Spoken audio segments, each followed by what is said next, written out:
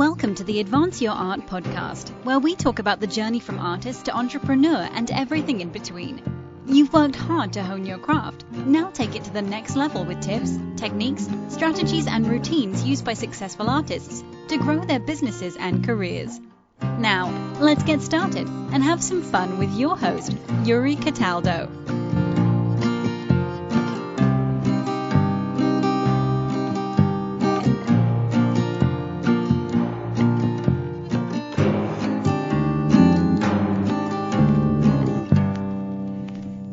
Hello, and welcome to another episode of Advance Your Art with Yuri Cataldo.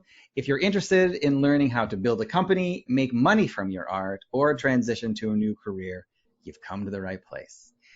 As always, if you like this episode, please remember to like, subscribe, and share it with a friend. Today, it is my honor to sit down with Henry Daas, entrepreneurship coach, personal finance coach, and author of the amazing book, FQ Financial Intelligence. Henry, hello. Welcome to the show. Thanks for having me, Yuri. Pleasure to be here. Excellent. Thank you so much for joining me. I appreciate it. So in general, how are things in your neck of the woods? Well, we've been hunkered down since March. I'm in the New Jersey, New York area. So we were ground zero for a while there, but it's been, it's loosened up. I gauge it by the traffic. So for a while there was no traffic at all. It was a pleasure. It was actually really nice. And the traffic is slowly creeping back. There's starting to be a rush hour again. So I take that as a good sign. Yeah. But everybody's wearing their masks. People are social distancing. None of that hubbub that's going on in the rest of the world. We get it. We're used to living in close quarters. Well-covered territory. Yes, exactly. I know what you mean. I was in Boston earlier today, and you're right. When everything happened, it was fantastic because I had to go into the city. It was 20 minutes, no traffic. Even today, there was a little bit of rush hour coming out of the city, but still going in like 40 minutes from where I live, which was less than half of what my normal commute would have been. So. Yep. At least something is interesting that's happening. Yeah, there's some. I'm looking forward to traffic coming back. That means things are getting better. Exactly. Right? Exactly. Seems counterintuitive, but I'll go with it. Yeah, why not? I love it. So for my listeners who are less familiar with your work, how do you describe yourself and what you do? Oh, how do I describe myself? So my primary avocation is as an entrepreneurial coach. So I started my first business in 91. So I've been in business working for myself for 30 years. The last 8, 9, 10, I've kind of lost count of it. I've taken all my entrepreneurial experience. I married that with some, formal coach training that I did for a year and hung up a shingle as an entrepreneurial coach. So that's like my main tentpole. Then I wrote this book, FQ Financial Intelligence. I wrote it as a course. It was like a big, hairy, audacious goal was to impart my knowledge to the world. I wrote it as a course. Then people told me, you should make this a book. So I spent a year. That was a huge project, self-publishing a book, a lot more than I thought it was going to be. Mm-hmm. And so I published it as a book, which I give away for free because the only one who makes money off of books is Jeff Bezos, and he's already got enough. And I run some curated mastermind groups. And since yours is kind of an artsy crowd, I'm also a screenwriter. I've written 11 screenplays. So I do that, and I integrate a lot of storytelling and such into my coaching and pretty much all the things that I do. Yeah. Wow. So it sounds like you're very prolific. This is not how I usually start these conversations, but so what does your typical day look like? How do you do what you do so well in so many areas? I'm thinking of how do you do that voodoo? That's like Hedley Lamar from from Blazing Saddles. It's funny. I was asked that a while ago on a podcast because I do a lot of podcasts, and I said I don't have a typical day, and that's exactly how I want it. Yeah.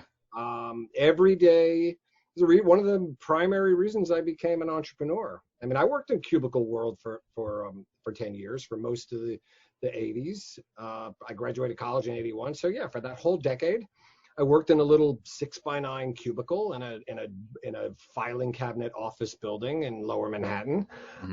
Yeah, I know that. That ain't for me. I mean, that doesn't mean I'm completely unstructured. I'm an engineer, electrical engineer.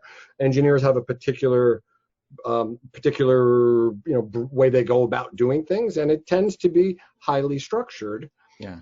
But I also have a lot of interests, and so the rhythm of the day. So we'll look at today as a simple example. So I'm up at 7:00 in the morning.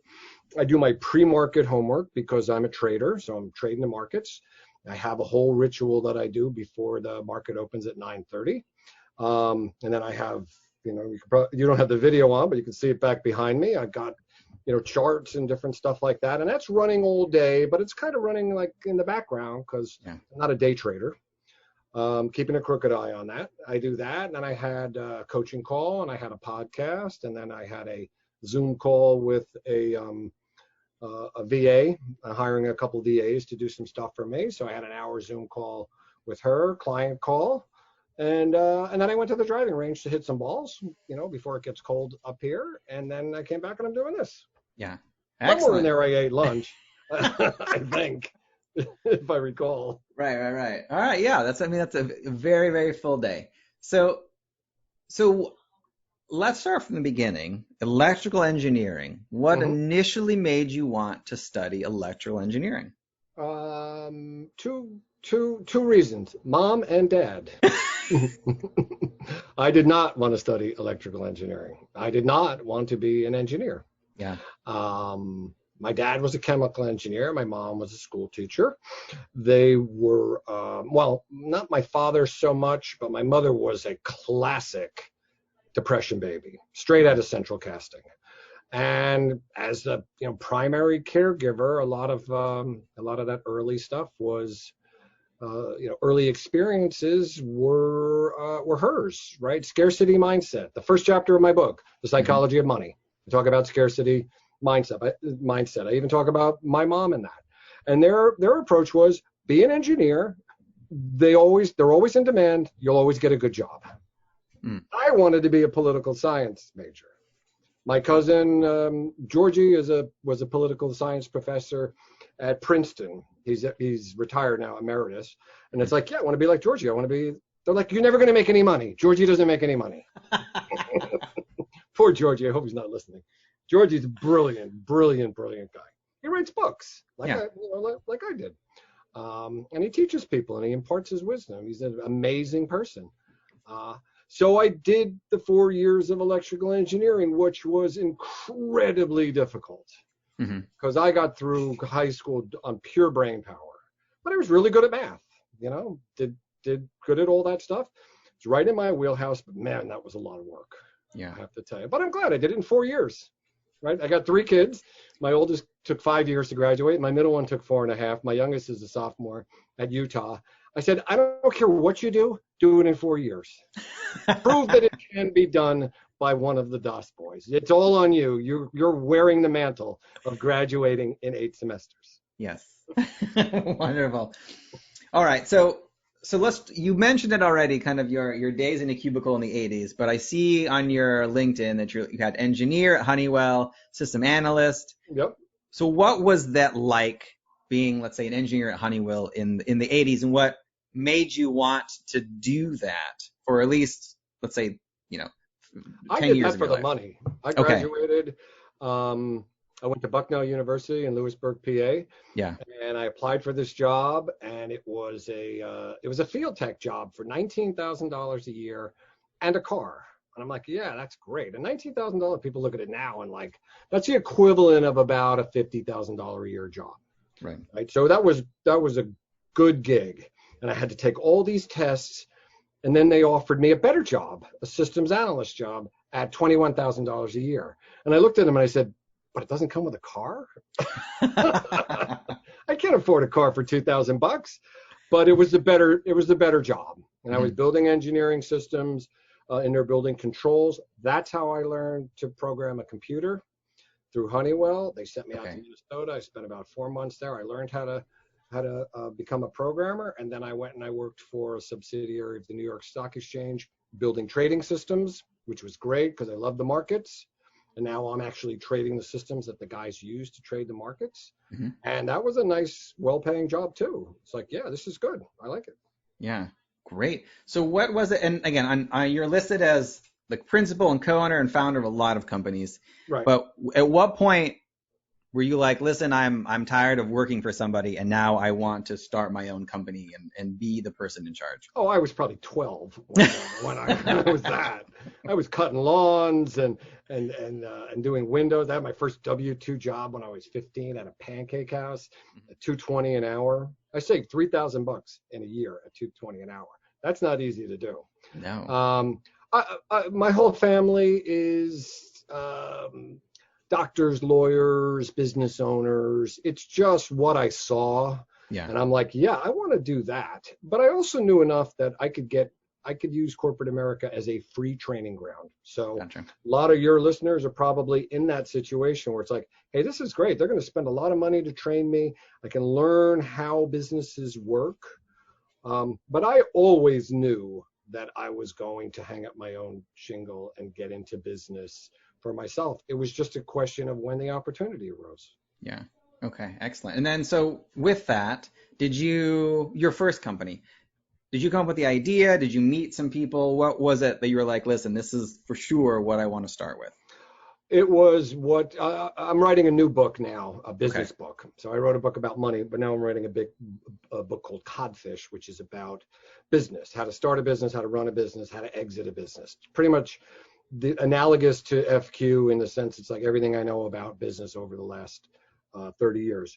Yeah. So there are two distinct origin stories to businesses. One I call an accidental business, or opportunistic is probably a better word for it. And then the other one is a purposeful business, where you sit down, write a business plan, you say, I'm going to do this. I see a crack in the market as one of my clients. He uses the term crack. I look for little cracks and I'm going to exploit that. So the first one was an accidental business. College friend of mine worked for a leasing company. He was leasing computers in Manhattan to Fortune 500 companies.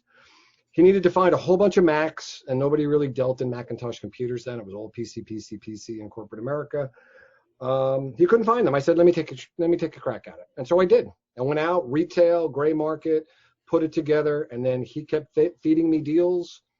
A year and a half later, I'd done $600,000 worth of business, and I turned to my wife and I said, this is a real business. I'm going to quit my now $60,000 a year job with its gold-plated benefits, and I'm going to start a shop.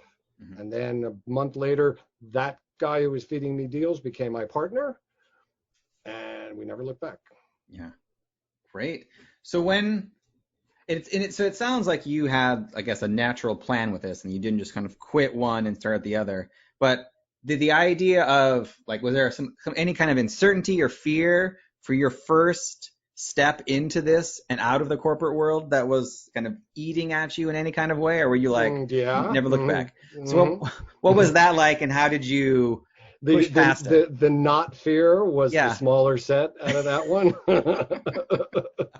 Oh yeah, it's like, I made $12,000 that first year. It's like, what am I doing? This sucks. This is really hard. We're bootstrapping this.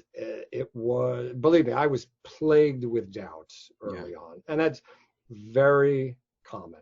There's a little voice in your head saying, dude, you messed up, right? You had it. You were on Easy Street. You had this nice little job. One little problem. I hated it. Hated what I was doing on a day-to-day basis. Mm-hmm. I loved being an entrepreneur, even though it was enormously difficult. And my philosophy is really simple. You can get more of anything, and I wrote about it in the book. You can get more of anything. Time is the one thing you will never get any more of. You are going to get what you get.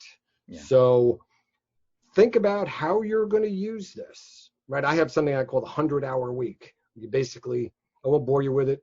Read the book. I give it away for free. Basically, you have about 100, after you get rid of sleeping and eating and bathing and all the mandatory stuff, you've got 100 hours of discretionary time during the week. how are you going to use that? You're going to commute an hour each way and then